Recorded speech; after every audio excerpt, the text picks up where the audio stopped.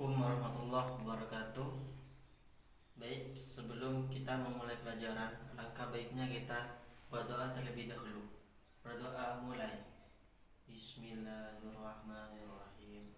Raditu billahi rabban wa bil islami dina wa bi Muhammadin nabiyyan wa rasulah.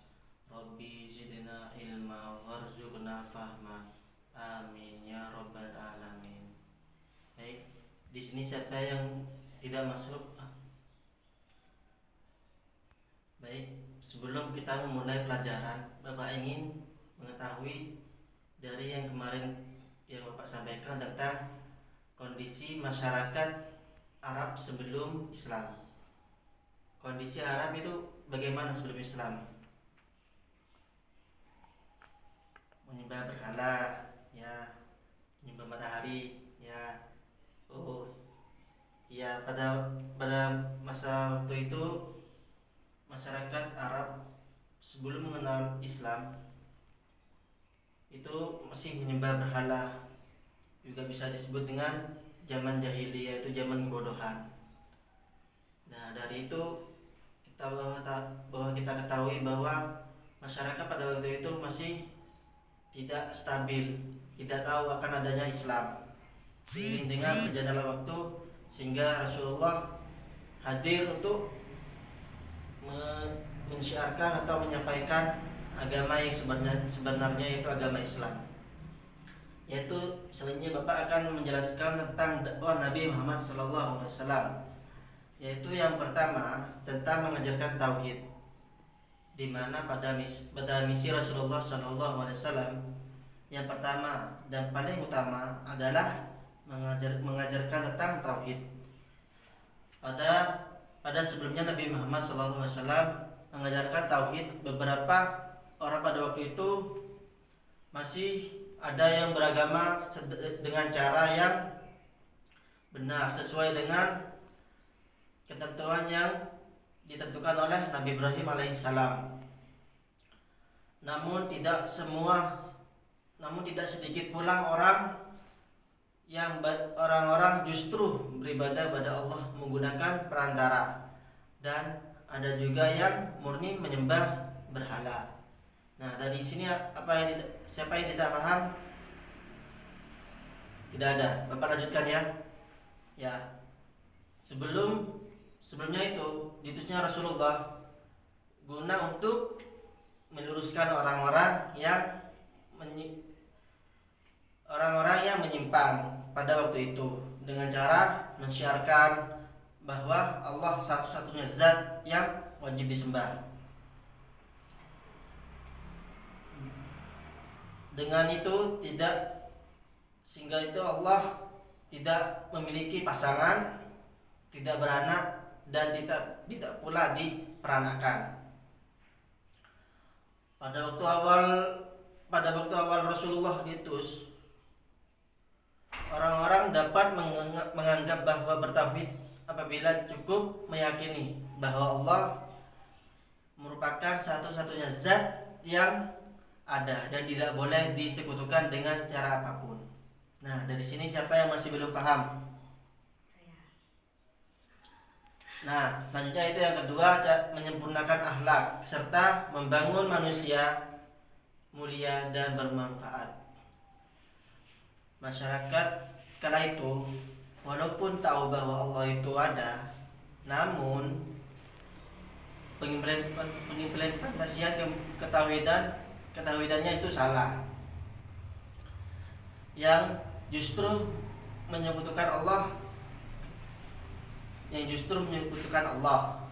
Ketahuidan yang salah itu menjadi akhlak masyarakat menjadi rusak.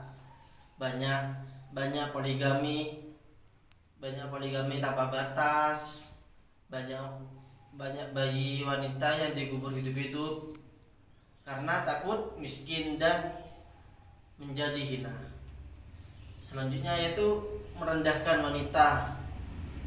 Zaman dahulu wanita emang direndahkan oleh bangsa Arab.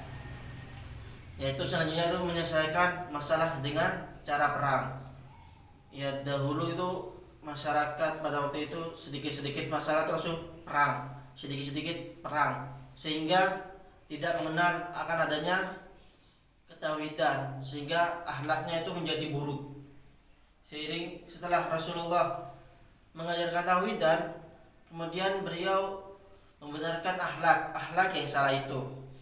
Beliau mengajarkan berbagai akhlak mulia yang akhirnya menjadikan manusia itu meninggalkan perilaku buruk yang sebelumnya mereka lakukan, sehingga menjadikan masyarakat jahiliyah itu pada waktu itu menjadi masyarakat yang berakhlak mulia dan terpuji, sehingga mengetahui bagaimana itu Islam dilahirkan, bagaimana Islam itu didirikan oleh Rasulullah SAW.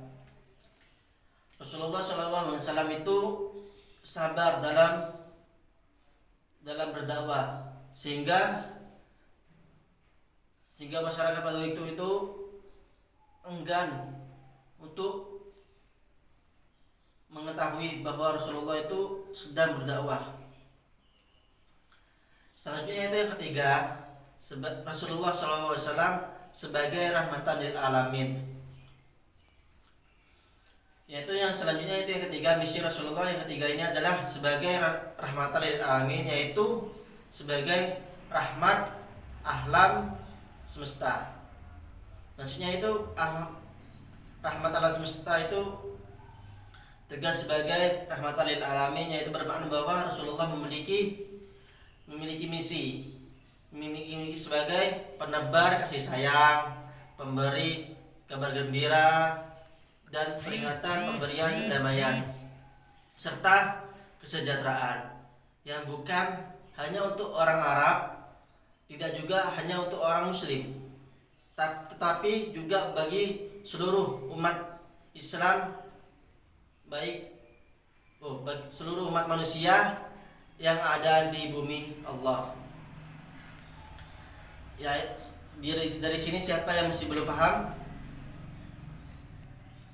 Ya, Bapak lanjutkan dulu, nanti Bapak kasih pertanyaan, kasih saling tanya jawab. Selanjutnya itu bukti-bukti adanya dakwah Nabi Muhammad SAW. Yaitu pertama adanya Gua Hira. Sebelum awal Nabi Muhammad SAW berdakwah, Nabi Muhammad ini berdiam diri dalam Gua Hira. Selanjutnya itu yang kedua,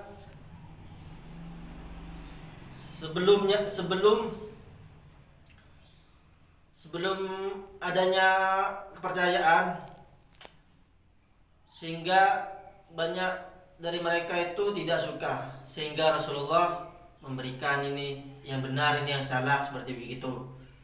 Selanjutnya itu perekonomian masyarakat Mekah semakin maju. Dengan adanya dakwah Rasulullah, perekonomian masyarakat pada waktu itu di Mekah menjadi maju karena mengetahui bagaimana cara berdagang, bagaimana cara mengetahui berternak dan sebagainya. Yaitu yang ketiga, akhlak yang sebelumnya buruk bisa menjadi lebih baik dan berakhlakul karimah. Contohnya yang dulunya sebagai yang sedikit-sedikit ada masalah selalu perang, sehingga sekarang sedikit-sedikit masalah dipermusyawarahkan, dirembukan, seperti itu. Ya, mungkin dari sini mungkin ada yang bisa dipertanyakan, atau ada yang belum paham bisa bertanya. Kalau tidak ada yang bertanya, Bapak yang bertanya sekarang bisa, atau kita buat kelompok aja.